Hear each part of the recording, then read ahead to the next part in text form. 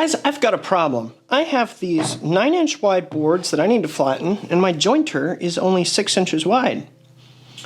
Well, luckily for me, I already know the solution, and today I'm going to share with you my favorite way to flatten wide boards like this. Stick around.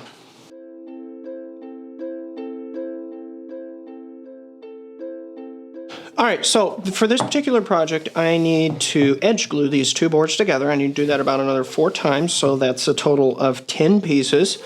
And I need to flatten them first, right?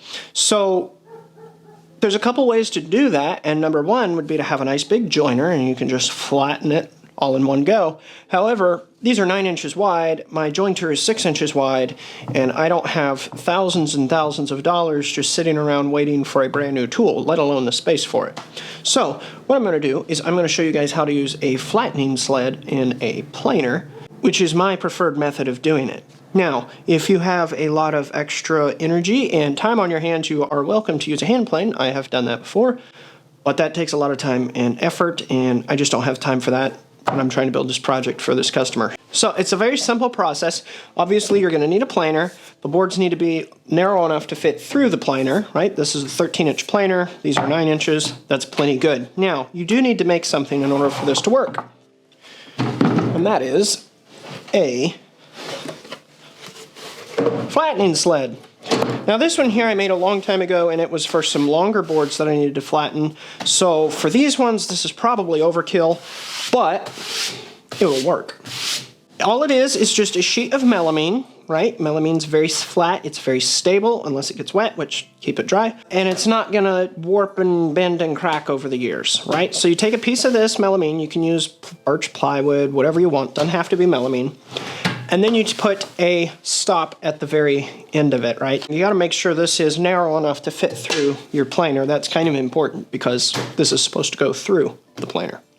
All right, so to use this jig, what you do is you take your board that needs to be flattened, you put it down on the jig. I like to put it up against the stop, right? That way it can't move if something goes wrong, to prove that this isn't flat already.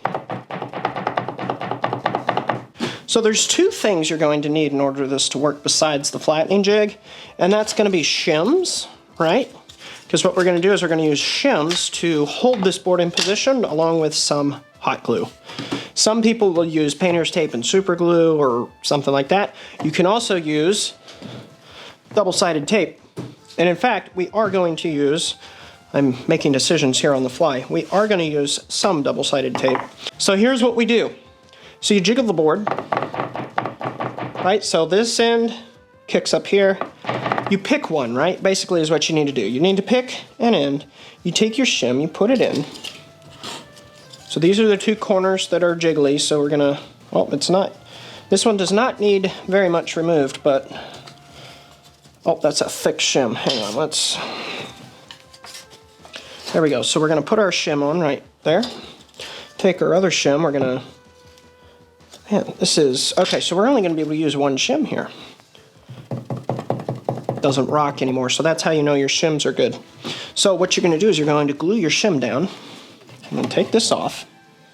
I'm going to put some glue under my shim. Put that down right there, and before it dries again, you're going to place your board back. Just make sure it still doesn't rock. Okay? So now that shim is not going to move on us. So this is what we're going to do next. We're going to take this board and we're going to put glue on it and then put it back down. You want a good hot glue gun here. So if you don't have enough, this is not going to work very well. Put it back on, make sure you put it on that shim too. And then you're going to press it down. Now what I'm going to do is I'm going to connect up this planer here and we're going to send this through. Alright, now you're going to need enough space on either side because, well, let me rephrase that. I'm going to need enough space because I made a very long sled here. So I'm just going to have to be careful not to hit anything. Alright, so we place the sled inside and then we're going to lower it. If your planer has this, mine has a little depth of cut indicator right here. I'm going to lower this until I just start to see that move, just barely.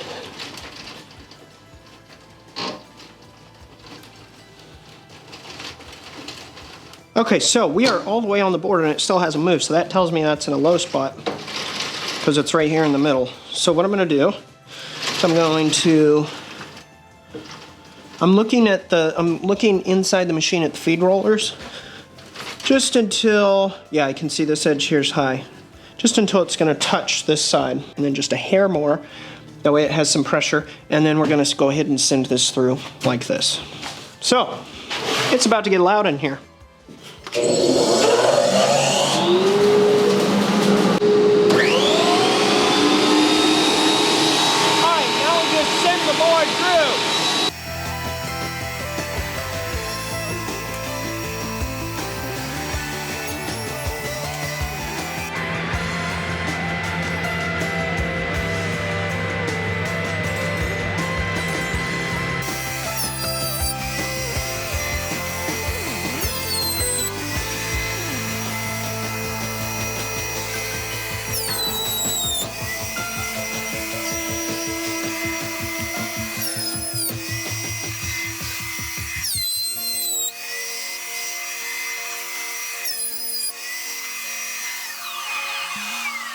All right, so we sent it through. If you noticed there, I used a pencil to draw lines across the surface of the board after a couple passes.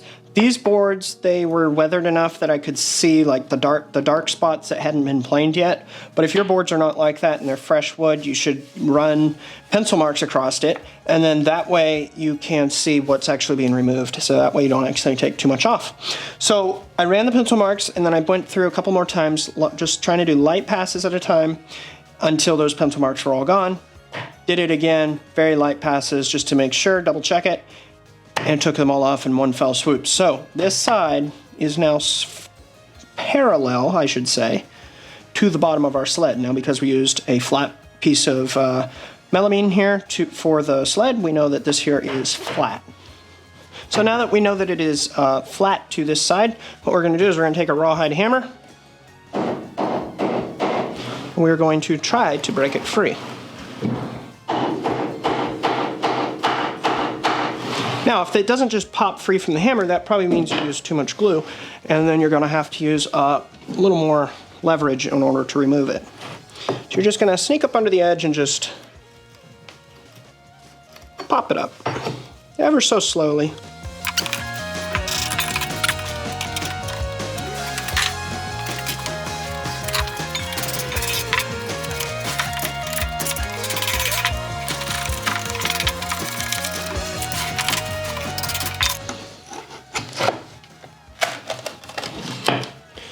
Alright, so there we are, and as you can see, the good reason for not using too much glue, it rips the melamine apart. So we're going to set our board to the side.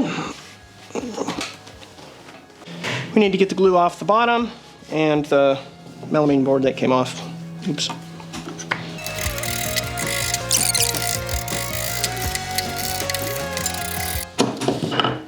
Alright, so we've got all the glue off. Don't use as much as I did, that was a mistake.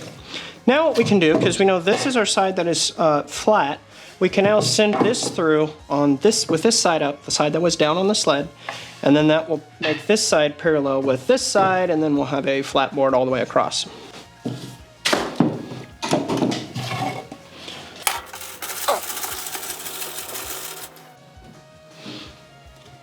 Now let's turn the noisy stuff back on and flatten this board.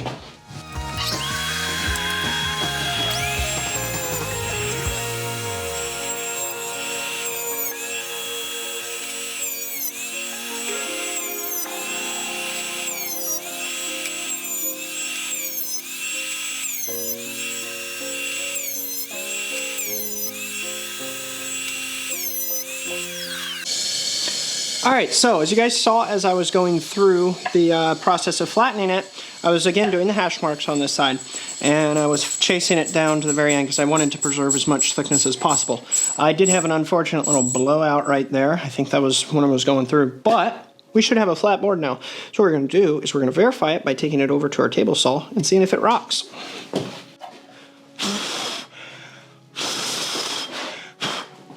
Alright, so this is the flattest surface in my shop. My bench isn't very flat, so let's put this down. Zero rock, flip it over. Just a tiny bit of rock, and that's right where the tear out was. So maybe I could send it through for another pass or two and get it a little flatter. But for what I'm doing, because I got to cut off an edge, partial edge of this anyway, it's gonna be an angle cut, this is gonna be fine. This will just be an outside edge for me. So now we've got two flat parallel sides. So what I can do is I can square up the edge. Proceed with the rest of my project. We're done. We've got a flat board here. All right, guys, so that is how I prefer to flatten wide boards like this one right here. Again, 9-inch wide, 6-inch joiner. That doesn't work. This here's my preferred method. It's what I've always used. However, next week we are going to experiment with a router flattening sled. I've heard a lot about it. I've seen a lot of people use it with great success on giant slabs. So we're going to do that next week. That should be a fun video. I've been wanting to make one of those for a while. And, well, this is the perfect excuse now. So we're going to do that next week, so look forward to that. But this here works great. It's old reliable. It's using tools I already have. I didn't have to build anything. Technically, I had to build the sled here, but I actually had that as leftovers from another project, so I didn't even have to go and buy that material. So this is a fantastic method. Low budget if you already have a planer, which this is one of the first tools you should get as a woodworker. You can do almost anything with basic hand tools, but this here is one of those tools that really speeds things up and can give you a better quality product. So if I would have done this by hand with a hand plane, probably would have taken me maybe an hour and a half, 2 hours, maybe, depending on how bad it was, which using the router sled I saw, it was pretty bad. I had to take off a pretty good chunk. Okay, so there's a couple things that I will tell you about using this method. Number one, don't use too much glue, as we learned today. I had learned that lesson before, but I forgot because it's been a while since I've used this, so that's a good thing to remember. Two, maybe try some double-sided tape. That might work as well. I'll do some tests with it. We'll see. The other thing I'm going to tell you guys is do very, very shallow passes. Unless you just have a really powerful planer and you have a huge chunk of material to take off in order to flatten it, do shallow passes. It's going to be easier on your tools. It's going to be easier on your dust collection. These things throw out a ton of shavings if you're taking deep passes, especially on wide boards. So just go lightly. It's not a race. This is already going to be so much faster than everything else. Take your time. Be easy on your tools. You're also going to end up with a better surface finish, so that makes sense. What else? I think that's pretty much it. I got to get these projects going. I'm making some bar stools. You guys will probably see a video on those coming up here soon. I don't know exactly when, because that's going to be a longer video. It's probably going to be another 30, 40-minute video. So it's going to take me a while to edit. So that's probably not going to be coming up for a couple more weeks. So keep your eye out for it, though. I got several to make, so should have a good time. All right, guys, that's all I got for you today. I got a lot of work to do. This is a simple, quick video. Hopefully it's helpful. You have any tips and tricks that might make this a little easier, quicker, faster, better? Let me know down in the comments below. If you did enjoy this video, please do give it a like, and if you want to see more like it, please do subscribe. Like I said, next week we're going to do a router sled video. I think that's going to be a lot of fun. I know I'm looking forward to it. So, until next time, this is Nathan. Go make something awesome. See you guys later. We're going to take our board that needs to be flattened. I'm going to set it on here. Look at this. If you tap it, so this is actually not very unflat on this side. Let's see. This board is fairly flat, apparently. Maybe it was this one that was the problem. There we go.